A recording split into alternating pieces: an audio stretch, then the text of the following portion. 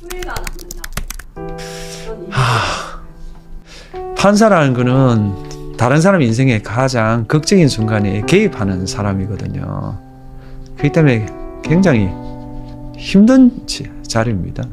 그리고 마지막 출구를 잡아줘야 되는 사람이잖아요. 그 분쟁이 일어나요. 그다음에 당사자가 와서 주장하고 우리는 거기서 거치는 게 아니라 뭔가 해답을 줘야 되잖아요. 그게 제일 어렵죠. 뭐 예를 들면은 제가 강도살인에 그 유죄를 인정해서 무기징역을 선고했어요. 근데 2심, 3심에서 파기대가 무죄가 됐거든요. 그건 제가 좀 후회가 되죠. 좀 더 다른 관점에서 봤더라면 1심부터 무죄가 되지 않았을까. 그랬으면 그 사람이 훨씬 빨리 그 고통에서 벗어날 수 있지 않을까. 뭐 그런 생각도 하고, 예를 들면 4대강 재판 같은 경우도 저는 뭐 그게 옳다고 생각하고 했지만 제가 4대강 재판 때 제일 많이 뭐랄까 욕을 먹었거든요. 또 뭐 지금도 마음이 좀 부담이 있고, 판결을 당부를 떠나서 어쨌든 낙동강의 오염이 자꾸 심해진다니까 우리 판결 때문에 그런 거 아닌가, 그런 또 좀 걱정도 되고, 뭐 항상 따라다니는 거죠. 그걸 뭐 나는 뭐 재판을 했을 뿐이다, 그게 내 책임이 아니다, 그렇게 말하기는 좀 힘들죠. 어쨌든 뭐 저는 법률가로서 최선을 다했지만 사회 공동체 관점에서는 그게 과연 최선이었나, 그런 생각은 뭐 늘 하죠. 저는 그 잠정 결정도 감당할 수 없다고 생각할 때는 저는 번복해요. 예를 들면은 재판이 아니고 제 연수원 때 이제 인권 변호사가 되겠다고 여러 사람한테 이야기했는데 군대 3년 갔다가 올 쯤에 감당할 자신이 없어서 지역법관으로 바꾼 거거든요. 그래서 저는 감당할 수 없을 때는 안 합니다, 결정을. 그래서 후회를 좀 줄이고요. 또 뭐 그렇게 결정해도 후회는 남잖아요. 그럴 때는 최소화하는 방안이 뭘까? 최소화. 없애는 게 아니라 결정을 뒤집으려고 하지 말자. 그건 불가능하잖아요. 이미 결정을 내렸는데. 분명히 자기가 후회되는 결정을 했다 하더라도 사후에 그걸 최소화하는 조치가 가능합니다. 최근에 어떤 판사로부터 그런 질문을 받은 적이 있어요. 그때 제가 이런 말을 해줬어요. 나는 너의 행동이 잘못이라고 생각한다. 그렇지만 내가 그 자리에 있었어도 그와 같은 잘못을 저질렀을 것으로 생각한다. 그렇다면 너는 너의 그 존재 이유를 증명을 해라, 앞으로. 그러면 그 과거의 잘못은 해소된다. 그런데 존재 이유를 증명하지 않고 계속 그 과거의 결정에 연연하면 너의 커리어는 그 과거 결정으로 끝난다. 그런 충고를 해준 적이 있어요. 누구나 실수를 합니다. 그걸 극복하는 또 다른 일을 함으로써 과거의 잘못은 저는 상쇄된다, 사면되었다, 저는 그렇게 생각해요. 그러니까 실수를 하지 않으려고 최선을 다했지만 결정을 내린 이상은 그 결정 자체를 바꾸려고 하면 안 된다. 그걸 최소화할 수 있는 조치가 뭘까? 그렇게 질문을 바꿔야 된다. 그리고 저는 우정을 말하고 싶어요. 우리가 혼자 자기 행동을 판단하기는 좀 어렵거든요. 내를 다 아는, 나를 충분히 이해하는 친구가 필요하다. 뭐 예를 들면 그 탄핵 결정하고 나서 뭐 이런 말을 들었어요. 너가 선고를 잡는 순간 나는 주문을 예상했다. 너가 그런 주문이 아니면 선고를 할 리 없지 않겠나. 그리고 뭐 제가 뭐 사회에서 좀 약간 논란이 있는 판결을 했죠. 뭐 4대강 재판도 논란이 있었고, 그때도 그 친구가 나는 너가 한 재판을 믿는다. 너는 최선을 다했을 것이다. 그리고 나머지는 정치의 영역 아니겠나라고 위로해 줬어요.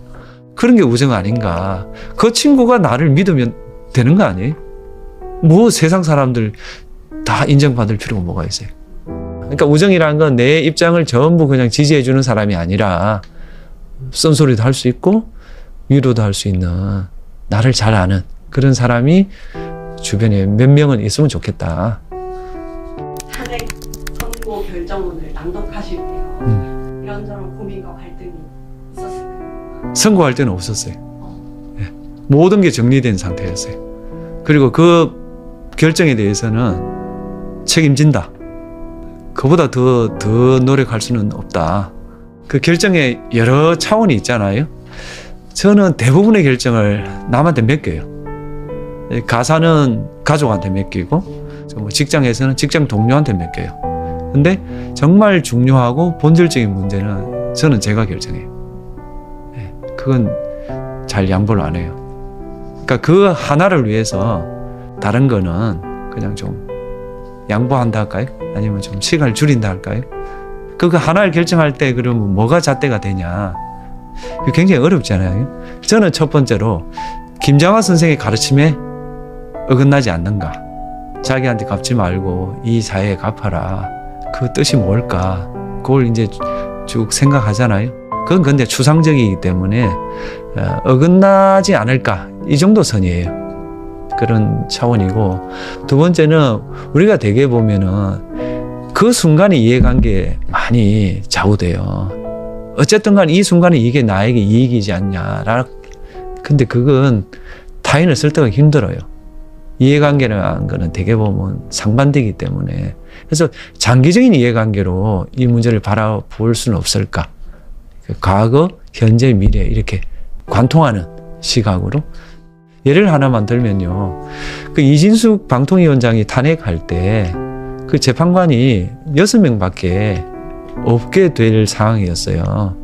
그러면 이진숙 방통위원장 탄핵 사건은 아무것도 못해요. 그래서 제가 조금 약간 뭐 성명을 하고 해가지고 7명 이상 있어야만 재판할 수 있던 그 조항을 가처분을 했어요. 그래가지고 이진숙 방통위원장은 탄핵 재판을 계속 받은 거예요. 그때 제가 욕을 엄청 먹었어요. 방통위원장 그 영향력을 축소시켜야 될 사람인데 그 사람을 위해서 왜 당신이 도와주냐. 그때 내 마음속으로 두고 봐라라고 했어요. 그랬더니 어떤 사건이 왔냐. 대통령 탄핵 사건이 온 거예요. 대통령 탄핵 때도 재판관 6명밖에 없어요. 만약 우리가 그 전에 그걸 가처분 해놓지 않았더라면 우리는 아무것도 결정할 수 없는 상태였어요. 국민들 그걸 자꾸 놓치고 있어요. 그게 바로 장기적인 이해관계예요. 당장 이 이진숙 방통위원장에게 유불리하냐, 이건 단기적인 거 아니에요? 그게 아니라 장기적인 관점에서 헌재의 기능을 살리기 위해서는 그 조항을 가처분을 해놔야 돼요. 안 그러면 헌재는 식물이에요. 헌재가 식물이 되면 어떻게 되냐? 헌법이 작동할 수가 없어요. 그게 지난 12월에 우리가 겪을 수도 있는 상황이에요. 그 순간만 볼 게 아니라 장기적으로 좀 보셔야 된다. 그 말을 꼭 하고 싶어요. 마음에 조급함이 생기는 건 어쩔 수가 없죠. 그래서 제가 조삼모사를 강조하는 거예요.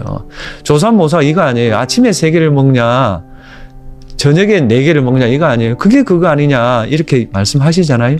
그렇지 않아요. 우리 사회는 아침에 3개를 먹냐 4개를 먹냐 싸움이에요. 계획을 하면 모두가 다 행복해요. 근데 그 계획이 될 때까지 과도기에는 항상 어떤 그룹이 손해를 봐요. 왜냐하면 제도가 바뀌니까요. 그걸 감수를 해야 돼요. 그래야 계획이 되는 거예요. 그러면 누가 감수를 해야 되냐? 저는 진보가 감수를 하는 게 좋겠다고 생각해요. 왜냐하면 진보는 세상을 변화시키고 싶은 사람이잖아요. 그 변화를 위해서 내가 일정 기간 감수할 수 있다라고 해야 된다. 그게 진보의 열정이죠. 이 세상을 바꾸고 있다는 분명히 목적이 있는 거예요. 계획을 위해서 내가 희생하는 거예요. 계획을 달성하고 있잖아요. 그건 그 진보의 꿈 아니에요? 근데 수구 그룹은 변화를 하지 않겠다는 거 아니에요. 변화를 하지 않겠다는 사람에게 너가 희생을 하면 장차 좋아진다라는 게 설득이 되겠어요? 세 번째는 내가 아니라 상대방을 설득할 수 있느냐. 그러려면 상대방의 관점에서 이걸 정당화시켜야 된다.